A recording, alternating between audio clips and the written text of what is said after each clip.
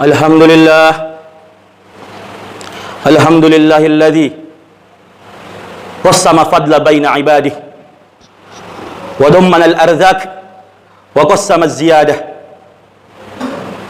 wa rabba az-zar'a tarbiyata at-tifli fi mihadihi.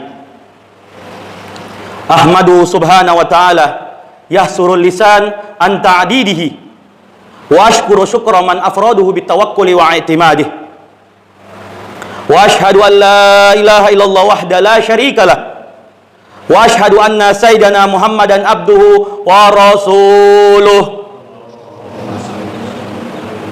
Allahumma salli wa sallim wa barik ala sayyidina Muhammadin wa ala alihi wa ashabihi ansarid din wa amdadil ladzina jahadu fillahi haqqa jihadi. Amma ba'du. Fa ya ayyuhal hadirun, usikum wa iyaya bitaqwallahi wa ta'atihi la'allakum tuflihun. Ya ayyuhalladzina amanu taqullaha haqqa tuqatih wa la tamutunna illa wa antum muslimun. Wa tazawwadu fa inna khairaz zadi at-taqwa.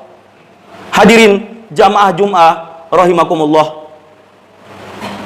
Pada hari yang mulia ini, hari Jumat atau sering disebut juga dengan Sayyidul Ayyam, penghulunya hari, seagung-agungnya hari bagi Allah adalah hari Jumat. Hari Jumat pada hari ini di tanggal 18 bulan Jumadil Akhir 1446 Hijriah. Alhamdulillah wa syukrulillah wala haula wala quwwata illa billah. Di hari ini Allah masih memberikan kita nikmat iman, nikmat Islam, nikmat sehat, nikmat-nikmatnya, sehingga kita semua dapat berkumpul di tempat yang mulia ini. Salawat serta salam kita haturkan kepada Nabi akhir zaman, Nabi pembawa rahmat, suri tauladan kita, Rasulullah Sayyidina wa Maulana Muhammad ibni Abdullah sallallahu alaihi wasallam.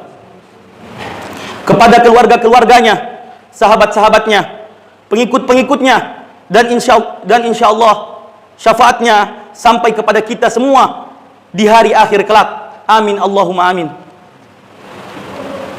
Pada hari yang mulia ini, Al-Fakir menyeru kepada jamaah sekalian untuk senantiasa menjaga dan meningkatkan ketakwaan kita kepada Allah dengan semaksimal mungkin, yakni takwa dalam artian menjauhi segala larangan yang ditetapkan Allah Subhanahu wa taala dan menjalankan segala perintahnya.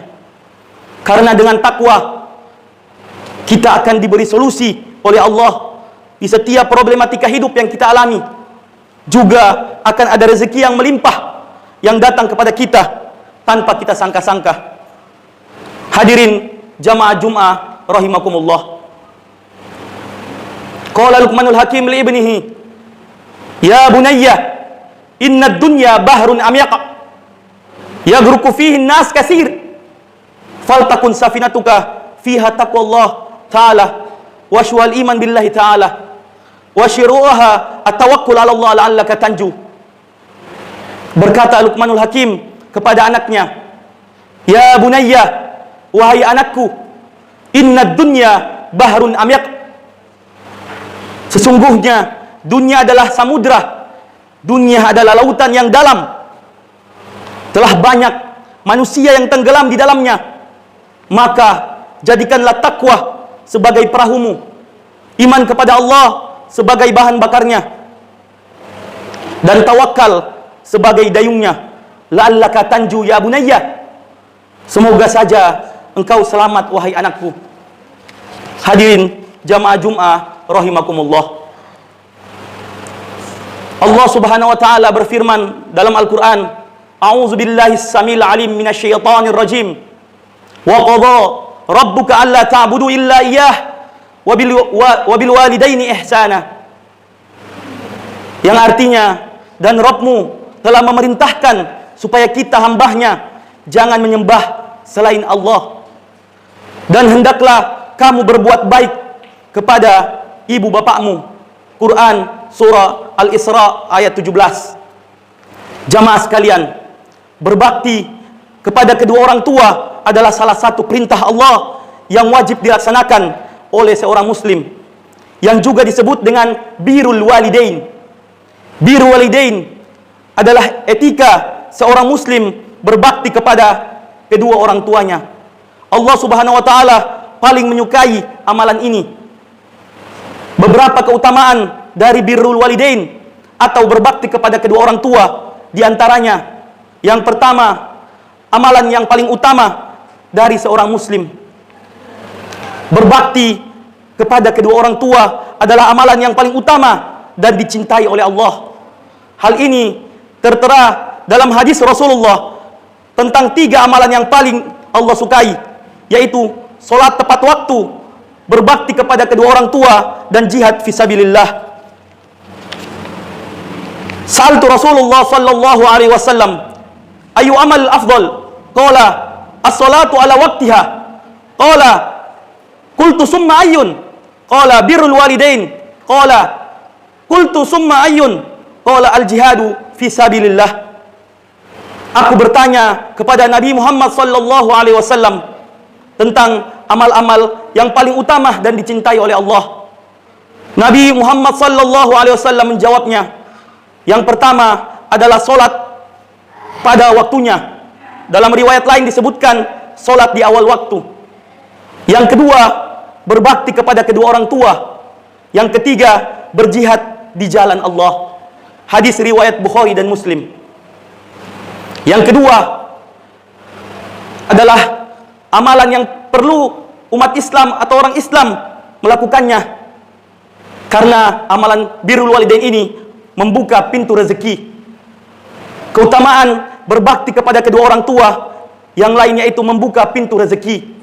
Rezeki bukan hanya sejenis materi, namun juga kebutuhan hidup seperti kesehatan, kebahagiaan, dan umur panjang. Sesungguhnya Allah menurunkan rezeki kepada anak yang mendoakan dan membahagiakan orang tuanya dengan tulus dan ikhlas. Kama qala Rasulullah sallallahu alaihi wasallam, man ahabba an yubsata lahu fi rizqihi wa yunsa'alahu fi asarihi falyasil rahimahu. Yang artinya Rasulullah sallallahu alaihi wasallam bersabda, barang siapa yang suka diluaskan rezekinya dan dipanjangkan umurnya, maka hendaklah ia menyambung tali silaturahmi. Hadis riwayat Bukhari dan Muslim. Hadirin jamaah Jum'ah rahimakumullah. Utamaan yang ketiga adalah amalan dari penghuni surga. Birrul walidain ini adalah amalan dari penghuni surga. Pasti kita semua sudah pernah mendengar kisah sahabat Nabi yang bernama Uwais Al-Qarni. Yang Uwais, kata Rasulullah sendiri bahwa Uwais adalah penghuni surga atau penghuni langit, karena Uwais sangat berbakti kepada kedua orang tuanya. Yang dalam kisah, ibunya Uwais Al-Qarni sudah sangat tua dan sudah sakit-sakitan, tetapi Uwais selalu merawat, menjaga, dan memuliakan ibunya. Yang Uwais Al-Qarni ini ingin sekali berjumpa dengan Rasulullah sallallahu alaihi wasallam, tetapi rasa sayang dan taat Uwais kepada ibunya, kemudian Uwais urungkan niatnya tersebut. Dalam kisah, Uwais menggendong ibunya dari tempat asal mereka, yaitu Yaman, sampai ke Makkah untuk melaksanakan haji.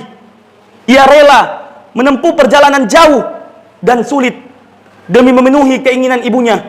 Subhanallah, pengorbanan yang luar biasa dari Uwais Al-Qarni. Bahkan ketika Uwais wafat, berpulang ke rahmatullah, banyak hal-hal yang terjadi yang menggemparkan penduduk Yaman. Dari pengurusan jenazah, memandikan, bahkan pemakamannya, banyaknya orang yang tidak dikenal berdatangan untuk mengurusnya dan mengantarnya. Padahal Uwais ini hanya orang fakir yang tidak dihiraukan orang lain. Memang jika orang yang baik, lihatlah di akhir kehidupannya. Sesuai sabda Nabi Muhammad sallallahu alaihi wasallam bahwa Uwais ini tidak terkenal di penduduk bumi, tetapi ia terkenal di penduduk langit. Masya Allah. Hadirin jamaah Jum'ah rahimakumullah. Nabiullah Musa alaihissalam adalah salah satu nabi yang boleh berbincang dengan Allah Subhanahu wa taala. Setiap kali Nabiullah Musa hendak bermunajat, Nabiullah Musa akan naik ke bukit Tursina. Di atas bukit itulah beliau akan berbincang-bincang dengan Allah. Nabi Musa sering bertanya dan Allah akan menjawab. Pada waktu itu juga, inilah kelebihannya yang tidak ada pada nabi-nabi yang lain. Dikutip dari 1001 kisah teladan dari kitab Birrul Walidain, diceritakan suatu hari Nabiullah Musa bertanya kepada Allah, "Ya Allah, siapakah orang di surga nanti yang akan bertetangga denganku?" Allah pun menjawab dengan mengatakan nama orang itu, kampung, serta tempat tinggalnya. Setelah mendapat jawaban, Nabiullah Musa turun dari Bukit Tursina dan terus berjalan mengikut tempat yang diberitahu. Setelah beberapa hari di dalam perjalanan, akhirnya sampai juga Nabiullah Musa ke tempat berkenaan. Dengan pertolongan beberapa orang penduduk di situ, Nabiullah Musa akhirnya bertemu dengan orang tersebut. Setelah memberi salam, Nabiullah Musa dipersilahkan masuk dan duduk di ruang tamu. Hadirin jamaah Jum'ah rahimakumullah. Tuan rumah itu tidak melayani langsung Nabiullah Musa. Dia masuk ke dalam kamar dan melakukan sesuatu di dalam. Sebentar kemudian, dia keluar sambil membawa seekor babi betina yang besar. Seekor babi itu didukungnya dengan cermat. Nabiullah Musa terkejut melihatnya. "Apa hal ini?" Kata Nabiullah Musa berbisik dalam hatinya penuh keheranan. Seekor babi itu dibersihkan dan dimandikan dengan baik. Setelah itu, seekor babi itu dilap sampai kering serta dipeluk, dicium, kemudian diantar semula ke dalam kamar. Tidak lama kemudian, dia keluar sekali lagi dengan membawa seekor babi jantan yang lebih besar. Seekor babi itu juga dimandikan dan dibersihkan. Kemudian dilap hingga kering dan dipeluk serta dicium dengan penuh kasih sayang. Kemudiannya seekor babi itu diantar semula ke kamar. Hadirin jamaah Jum'ah rahimakumullah. Selesai kerjanya, barulah dia melayani Nabiullah Musa alaihissalam. "Wahai saudara, apa agamamu?" tanya Nabi Musa. "Aku agama tauhid," jawab pemuda itu, yaitu agama tauhid adalah agama Islam. "Habis mengapa kamu membela seekor babi? Kita tidak boleh berbuat seperti itu," kata Nabiullah Musa alaihissalam. "Wahai Tuhan hamba," kata pemuda itu, "sebenarnya kedua babi itu adalah bapak ibu kandungku. Oleh karena mereka telah melakukan dosa yang besar, Allah telah menukarkan rupa mereka menjadi seekor babi yang buruk rupanya. Soal dosa mereka dengan Allah itu soal lain. Itu urusannya dengan Allah. Aku sebagai anaknya tetap melaksanakan kewajibanku sebagai anak. Hari-hari aku berbakti kepada kedua orang tuaku seperti mana yang Tuhan hamba lihat tadi. Walaupun rupa mereka sudah menjadi seekor babi, aku tetap melaksanakan tugasku," sambung pemuda itu. "Setiap hari aku berdoa kepada Allah agar mereka diampunkan. Aku bermohon supaya Allah menukarkan wajah mereka menjadi manusia yang sebenar-benarnya. Tetapi Allah masih belum mengabulkan doaku," tambah pemuda itu. Hadirin jamaah Jum'ah rahimakumullah. Maka ketika itu Allah menurunkan wahyu kepada Nabiullah Musa alaihissalam. "Wahai Musa, inilah orang yang akan bertetangga dengan kamu di surga nanti. Hasil baktinya yang sangat tinggi kepada kedua orang tuanya, bapak ibunya yang sudah buruk dengan rupa seekor babi, tetapi dia masih berbakti juga. Oleh sebab itu kami naikkan makomnya, kami naikkan derajatnya sebagai anak yang soleh di sisi kami." Allah juga berfirman lagi yang bermaksud, oleh karena dia telah berada di makom anak yang soleh di sisi kami, maka kami angkat doanya. Tempat kedua orang tuanya, bapak ibunya yang kami sediakan di dalam neraka, telah kami pindahkan ke dalam surga. Itulah berkat anak yang soleh kepada kedua orang tuanya. Ketahuilah jamaah sekalian, doa anak yang soleh dapat menembus dosa orang tuanya. Bapak ibunya yang akan masuk ke dalam neraka bisa pindah dan masuk ke surga dengan izin Allah. Ini juga hendaklah dengan syarat dia berbakti kepada kedua orang tuanya, walaupun hingga ke peringkat rupa ayah dan ibunya seperti seekor binatang. Hadirin jamaah Jum'ah rahimakumullah. Mudah-mudahan orang tua kita, bapak ibu kita, abi umi kita, semoga keluarga kita mendapat tempat yang baik di akhirat kelak dan meninggalkan dunia ini dengan husnul khatimah insyaallah biiznillah. Barakallahu li wa lakum fil Qur'anil Karim wa nafa'ani wa iyyakum bima fihi minal ayati wa zikril hakim wa taqabbalallahu minni wa minkum tilawatahu innahu was-samiul alim wa qur rabbighfir warham wa anta khairur rahimin.